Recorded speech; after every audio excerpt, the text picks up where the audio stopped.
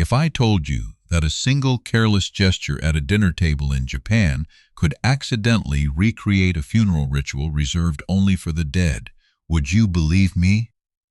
It happened in Osaka at an ordinary dinner, when a young man picked up a piece of tempura with his chopsticks and passed it directly into his companion's waiting chopsticks. The room went still.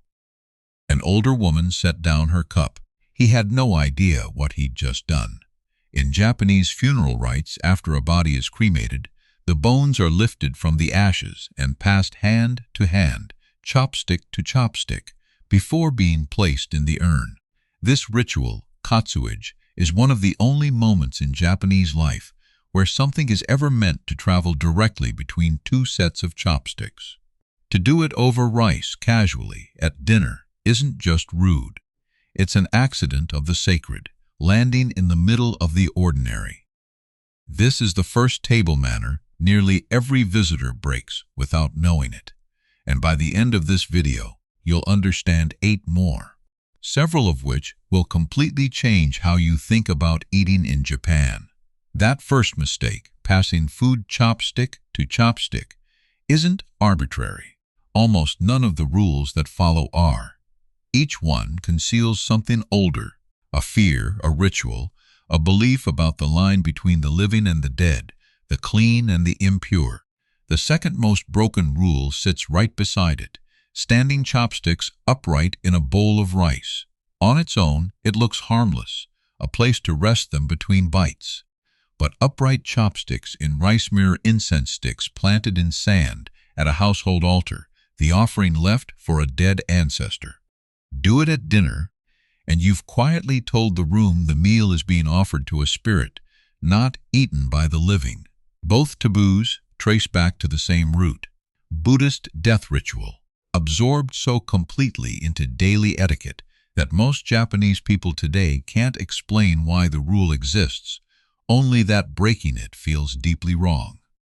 The meaning outlived the memory of its origin. That's not superstition. That's culture working exactly as it's designed to. Invisibly, Rule 3 moves away from death entirely into something more social, pouring your own drink. Visitors are told never to do it. You fill your neighbor's glass, they fill yours, and everyone watches, without watching, whose glass runs empty first. Researchers studying Japanese workplace dining have long pointed to what's underneath this habit. The bottle moving around the table is quietly mapping who outranks whom, who is owed attention, who is expected to wait. Nobody says any of this out loud. They don't need to. Rule 4 is one most travelers get backwards without realizing it. Eating while walking. In most cities, it's invisible. Coffee on the move, a sandwich on a train platform. In Japan, it can draw quiet discomfort, especially around food bought from a shrine stall or street vendor. The idea underneath it is old and specific. Once you've accepted food, it deserves your full attention, not a glance while your feet keep moving towards something else. And here's where the story turns. Every rule so far has been about avoiding offense, staying quiet, staying careful, staying invisible. If you think that pattern holds for everything on this list, Rule 5 proves the exact opposite. It's the one almost every foreigner tries hardest to follow and gets completely backwards. Not slurping your noodles. The common explanation among ramen chefs is that slurping pulls air across the broth and the tongue at once, sharpening the flavor, and audibly tells the cook the dish is landing. Visitors, trained their whole lives to eat silently, suppress it instinctively, and commit the real faux pas instead, eating noodles in total silence, which can read as polite indifference at best, boredom at worst. The one behavior everyone works hardest to avoid turns out to be the one they should be doing. That reversal says something larger about how etiquette actually works. It isn't a fixed list. It's a language, and like any language, a gesture can mean something warm in one context and something cold in another, depending entirely on what the people around you understand it to mean. Rule 6 sharpens that same idea around a single bite of sushi, dunking the rice, not the fish, into soy sauce. To a diner, it looks identical either way. To a sushi chef, someone who may have spent a decade earning the right to stand behind that counter, it typically isn't. Rice absorbs soy sauce almost instantly, and many chefs will tell you it overwhelms the fish, collapsing the balance built into that one piece on purpose. It's a small mistake, but it lands the way spilling sauce across careful plating would in a fine dining kitchen.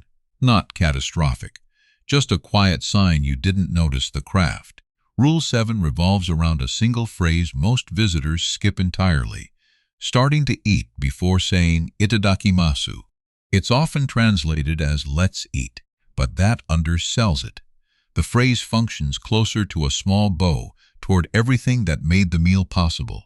The animal, the farmer, the fisherman, the cook, spoken before the first bite, not after. Skip it, and nothing happens. No one corrects you. But the meal feels started in the middle, and in a culture built on small acknowledgments, that gap is noticeable. Rule 8 is the one that blindsides people because everywhere else in the world, it counts as simple good manners, blowing your nose at the table.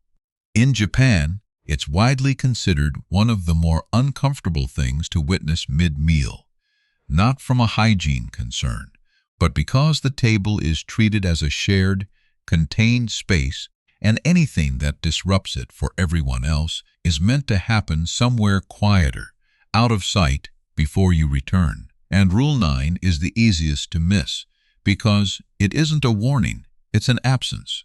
Never saying gokasu-sama at the end of the meal, the closing half of itadakimasu, thanking the food itself once the plate is empty, not just the person who paid for it. No one will call it out. But structurally, the meal ends unfinished, a sentence with no period. 9 rules. 9 small everyday fossils of a belief system about death, hierarchy, gratitude, attention, that has outlived the belief itself and now survives purely as feeling, as instinct, as the thing that makes a room go quiet when a stranger gets it wrong, without knowing why. Which brings us back to that table in Osaka, and the piece of tempura passed between 2 sets of chopsticks. Nobody there thought the young man meant any disrespect to the dead. They knew he hadn't meant anything at all, and that, in the end, is what made it land the way it did. Not an insult, but a kind of accidental haunting, an old, half-forgotten ritual surfacing, uninvited, in the middle of an ordinary meal, reminding everyone at the table that the past is never quite as far away as it looks.